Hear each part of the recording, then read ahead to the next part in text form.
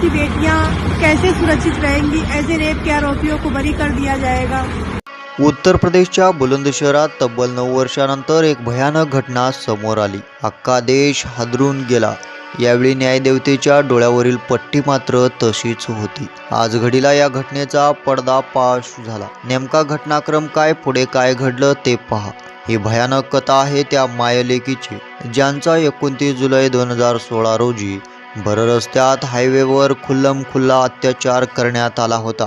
समोर आलेल्या माहितीनुसार एक छोटंसं कुटुंब नोएडाहून शहाजहाँपूर जात होतं। या दरम्यान बुलंदशहरातील रस्त्यावर लुटेरांनी काही जड वस्तू फेकल्या। यामुळे गाडी थांबली। गाडीतल्या मायलेकींना ओढून शेतात नेलं। या अज्ञात लुटेरांनी शेतात तब्बल 2.5 तास मायलेकीवर अत्याचार केला।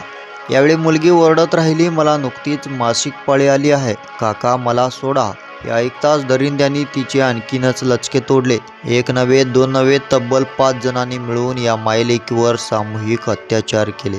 या काळात ही घटना संपूर्ण हिंदुस्थानात एक चर्चेचा मुद्दा बनला होता, परंतु मायलेकीला न्याय मिळाला नव्हता। शेवटी या घटनेला मुहूर्त भेटला। तब्बल 9 वर्षानंतर 22 डिसेंबर 2025 रोजी जुबेर उर्फ सुनील, साजिद, धर्मवीर, नरेश या 5 आरोपींना न्यायालयानं दोषी ठरवून शिक्षा दिली। यात उशिरा का होईना मायलेकीला न्याय मिळाला। हे असं व्हायला नको होतं, शिक्षा लवकर मिळायला हवी होती, पण सरकार झोपले की काय, अशा प्रतिक्रिया जनतेतून आल्या। या घटनेबद्दल तुम्हाला काय वाटतं? तुमच्या प्रतिक्रिया आम्हाला कळवा।